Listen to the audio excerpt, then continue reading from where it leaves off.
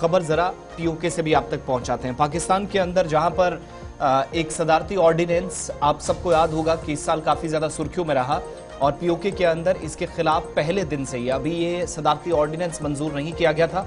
उस वक्त एहतिजाजी मुजाहिरों में शिद्दत देखी गई थी।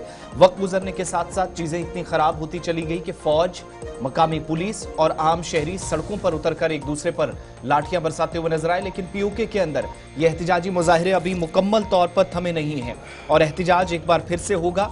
आज फिर से तैयारियां की गई हैं पाकिस्तानी मकबूजा कश्मीर के अंदर और वो इलाका या वो खिता जहां पर पाकिस्तानी हुकूमत पर संगीन किस्म के जो है वो इल्जामात भी लग रहे हैं। सदारती ऑर्डिनेंस जिसके खिलाफ आवाम सड़कों पर उतरी है, कल भी यानी 3 दिसंबर और उसके बाद 4 दिसंबर को मुकम्मल तौर पर बंद का असर मुख्तलिफ इलाकों के अंदर, जिनमें मुजफ्फराबाद है, आसपास के तमाम इलाके हैं जहां पर बंद का असर देखने को मिला।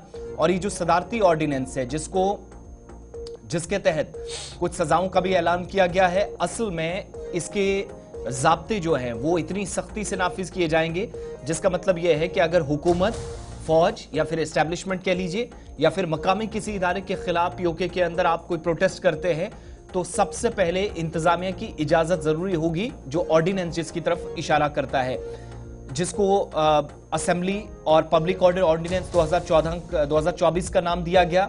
अगर तनाज़ा कोई शुरू होता है, कोई एहतिजाज किसी इलाके के अंदर होता है पीओके के अंदर, उसको खत्म करने के लिए इससे पहले हुकूमत किसी नतीजे पर पहुंचे, कोई मुशावरत हो, कहीं पर डेलिब्रेशंस हो, जो लोग मुलव्विस पाए जाएंगे, खिलाफ वर्जी कानून की करेंगे, तो कम से कम 3 साल की सजा का भी ऐलान किया गया है।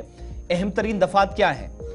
लाजमी इजाजत एक करार दी गई है कि अगर कहीं पर कोई प्रोटेस्ट होता है जिसके खिलाफ ये सारा एहतिजाज हो रहा है कि ये ऑर्डिनेंस नहीं होना चाहिए था, यानी मुकम्मल तौर पर आवाज दबाने की कोशिश, और कहा जा रहा है कि ये जो सदारती ऑर्डिनेंस है ये नामंजूर क्यों है। अगर कोई कहीं पर कोई प्रोटेस्ट करता है तो मुंतजमीन को किसी भी अवामी इज्तिमा से कम 48 घंटे पहले डिस्ट्रिक्ट मजिस्ट्रेट को एक खत लिखना है, तहरीरी दरख्वास्त देनी होगी और उसके बाद वाज़े जवाब पेश करना होगा। अगर कोई सही या ठोस जवाब पेश करने में मुंतजमीन या जो प्रोटेस्टर्स हैं या जो लोग एहतिजाज कराने वाले होंगे, कोई अथॉरिटी होगी, कोई तंजीम होगी, कोई एनजीओ होगी, वो नाकाम साबित होती है तो उस एप्लीकेशन को मुस्तरद किया जा सकता है या मुअख्खर करने का हक भी सरकार के पास होगा। मनमानी फैसला साजी के बारे में खदशात इससे पैदा होते हैं, प्रोटेस्टर्स का ये मानना है। अपील का तरीकाकार क्या होगा? अगर कोई दरख्वास्त मुस्तरद हो जाती है, कोई एप्लीकेशन एडमिनिस्ट्रेशन रिजेक्ट कर देती है, तो मुंतजमीन डिविजनल कमिश्नर से राब्ता करेंगे, अपील करेंगे और 15 दिनों के अंदर फैसला फराहम करना होगा। अपील जम्मू कश्मीर की होम सेक्रेटरी जो उस पार है उनके सामने जाएगी, यानी वजारत दाखिला से इस पर जवाब आएगा तो उसके बाद किसी नतीजे पर पहुंचा जाएगा। साफ मतलब ये कि पाकिस्तान के अंदर या पीओके के अंदर अगर कोई प्रोटेस्ट करने की तैयारी थी तो ऐसे में बाज़ाब्ता तौर पर उस पर कदगन इस ऑर्डिनेंस के जरिए लगती है। इन पाबंदियों को खत्म करने के खिलाफ लोग सड़कों पर उतरे और आज भी बंद का ऐलान किया गया है। एहतिजाजी मुजाहिरों में एक बार फिर से शिद्दत देखने को मिल रही है।